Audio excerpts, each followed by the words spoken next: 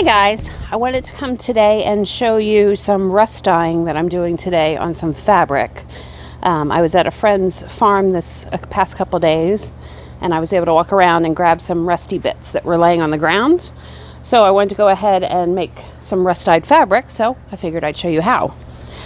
So today I'm working outside because the mixture I'll be using is half white vinegar and half water, so it's kind of stinky. So that's why I go ahead and I like to work outside. So I just brought a folding table out. The fabric I'm using is just some off-white muslin that I bought at the fabric store. Nothing fancy, it's just the thin muslin. I've done it on muslin, I've done it on canvas. I've even done it on cheesecloth. So you can kind of just try any fabric that you want and see what you get. So first thing we're going to do is we have our fabric down. I'm going to take my mixture and just make sure it's mixed up. And then I'm going to go ahead and spray my fabric. So that I want to go ahead and get it somewhat wet. And we'll keep spraying as we layer with our rusty bits. This drill bit down here is one of the things I found. And I have something special planned for that later. But you can see I'm just getting this pretty well saturated. And then I'm going to grab some of my rusty parts and we'll start folding this up. I like to work in layers. Some people like to work all at once, but I prefer to work in layers. I think it keeps it a little neater and keeps the rusty bits from moving around. So now I have that pretty wet. I'm just going to dig through my little bucket here, and I've got all kinds of stuff that I'm going to go ahead and lay out. And hopefully a lot of this, the patterns will transfer from everything that I'm putting down.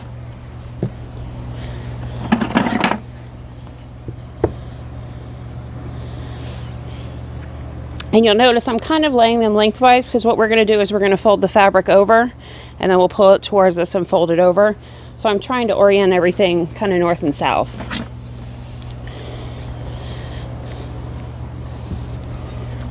So I think that's good for this layer. So I'm going to go ahead and fold this fabric over. And I'll just draw it towards me. Straighten it out a little. And then I'm going to try to carefully fold this over again. And everything's going to move around a little bit, but that's okay. Then this next section of fabric, I'll go ahead and spray again. Get it all nice and soaked.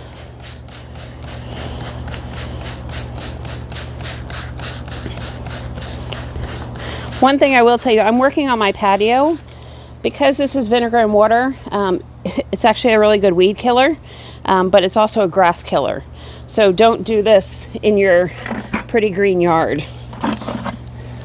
You can even put fabric down or a plastic tablecloth or something if you want to protect your patio, but I've never had a problem with it hurting my patio. I just try to keep it away from my plants and my grass.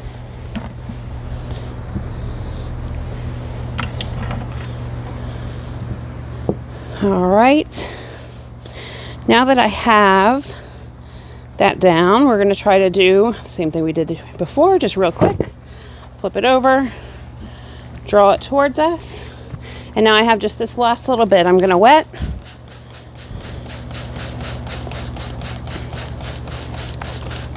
This is kind of a messy thing to do. That's one reason I like to do it outside, but even out here I can really smell the vinegar. So on top of this, I found these weights that used to be in the windows, in your old-fashioned windows. This is what makes your window go up and down. So I'm just going to lay those on top. I have 2 of them. So I'm going to lay those on top. I'm going to put them more towards the center, if I can. There. And then I'll pull this last bit over top. And then I'm just going to try to see if I can fold this again. It doesn't have to be neat. It just has to be kind of close together. And then we'll just set this one to the side for a second. And I'm going to grab one other piece of fabric I have.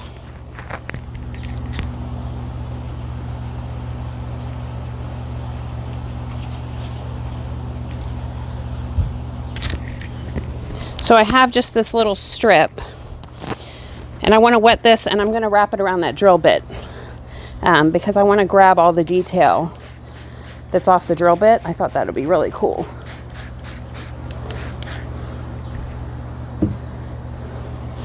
So I'm just going to start at one end. Again, you don't have to be really neat about this. I think you get better patterns when you're not neat. Rust dyeing is one of those things that you never know what to expect. So you have to just kind of enjoy the process and not worry about what the outcome's going to be. So I've got that good and wrapped up. Some people use twine. I just find it easier to grab some rubber bands. I have a whole bunch of them. So when I'm done and they're rusty, I just toss them. But I'll just put this around. I'm just trying to hold the fabric close to that drill bit so that it doesn't creep away. It has to stay in contact. And then the same for this one. This one's good and heavy. I'll just go ahead and wrap some rubber bands around. As the fabric starts to dry, that's when it's going to want to start creeping away from the things that are inside. So that's why I use the rubber bands.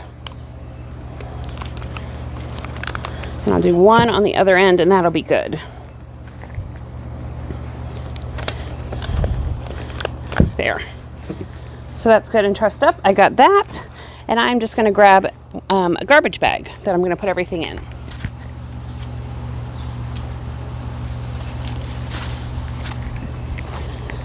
So I just use a regular kitchen bag. Before I put it in the bag, I am going to spray everything one more time just to make sure it's good and saturated.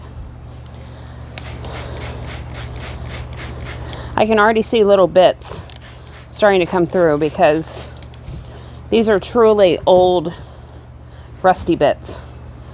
So I'm excited to see this. Typically when I've done this, it's been things that I've made rusty. So I've bought nails or things and then I make them rusty. This is the first time I'm using historic rust. So I'm excited to see what we're going to get. So I'm going to put that one in the bag. Then I'll go ahead and spray my drill bit again.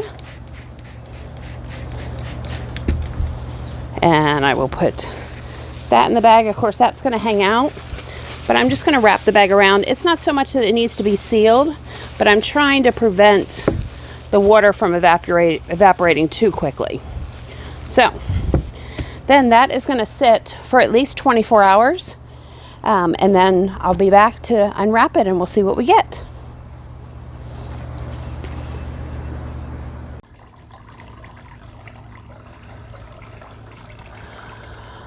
Welcome back. I have been peeking at the little bundle that we put in the bag, and I believe it is ready to go. So I had originally said 24 hours, and that's what I've typically done with the items that I've rusted. But like I said, this is the first time I'm using things that were actually rusty, so I didn't know what to expect. So since I made the bundle last night, what I did was about 4 hours later, I flipped it over because gravity will start to pull the water and the vinegar down. So you don't want to have all of your rust pooling at the bottom. So then I just flipped it one time, and then I flipped it again this morning when I got up, and then I had to come take a peek because I was just curious, and I've noticed that we already have some lovely color going. So I think it's time to unwrap. So this was about 16 hours since I've done it. So it's a little less than the 24 that I typically do. And it may just be because these are such old things and they have such a layer of rust that they release the rust a lot faster. It's just important that if you do this, that you go ahead and you peek and see how things are going. So on the table, I have a bowl of just regular water because once we get this off, we're going to have to rinse it. And we're going to need to rinse it a couple times. The reason I have the bowl is the first time I rinse, I don't like to do it in my sink because you'll see that the water will be very, very rusty, just like your hands. So the nice thing is all these little rusty things, you can use them over and over and over again. They never go bad unless they fall apart. So I'm just going to throw that in there, and then I'll unwrap this big one, and we'll throw that one in there, and then we'll start rinsing. This one should be cool because this is the one that had the bolts and things in it. And I can already, when I was peeking at it, I saw some of the shapes. So get the two heavy ones out, and then I'm just going to kind of dump everything out. This was a little piece off of a metal roof that I was able to just pry off. I just thought it was interesting. So coming out of the rust dyeing, that's what we have. And so we'll go ahead and dump it into the water. Slide some of this. Obviously, when you're done, you'll need to wash your hands many times. But we're just trying to get some of the, you'll feel there's kind of a grit. Some of the rust just sits in particles. It doesn't really sink into the fabric. So that's what we're trying to get off.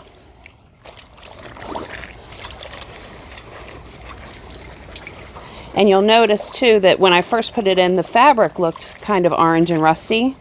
But as we keep rinsing it, it'll actually come back a little bit towards that off-white color that we started with. So then the rust dyeing part will stand out a little more.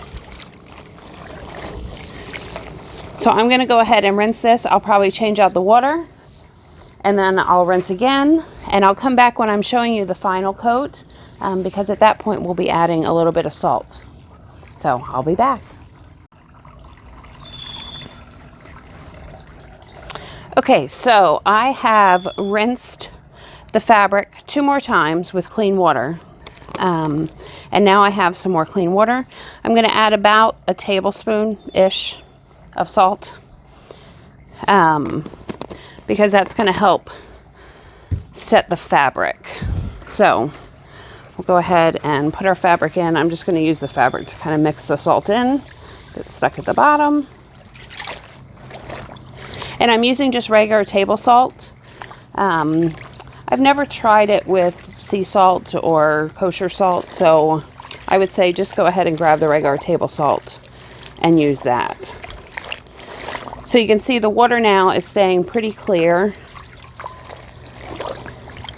I noticed the last time I had rinsed it that I wasn't getting that much of a rust color anymore, so that's how I knew I was kind of done rinsing. And really, after that first rinse, you probably could do this in your kitchen sink. I'm just always leery that first rinse because the water is so dark and rusty. And I have a whole old house anyway, so I don't need to do anything to the plumbing. So that's why I always do this outside. And I assume that most of my plants will enjoy the iron, so I just dump it in my garden usually. So I'm just going to go ahead and make sure this is saturated. I'm just moving it around so there's not any little pockets that didn't get the salt water. And then I'll just wring it out. I never know where the suds come from. It might be the sizing that's in the fabric when you buy it. And then all I'm going to do, I'll use a different table. I'll probably just lay it over something in the garden. But I will go ahead and let it dry, and then it will be ready if you want to do any junk journaling. If you want to make a handmade book, this is some great stuff. You can start to pick out little bits and pieces. Like I can see these are the bolts. I've stamped on this fabric once it's dry. I've used it for all kinds of things, all kinds of stitching projects, and even in my art journal. So hope you have fun. Send me any projects that you do. I'd love to see them. Happy arting.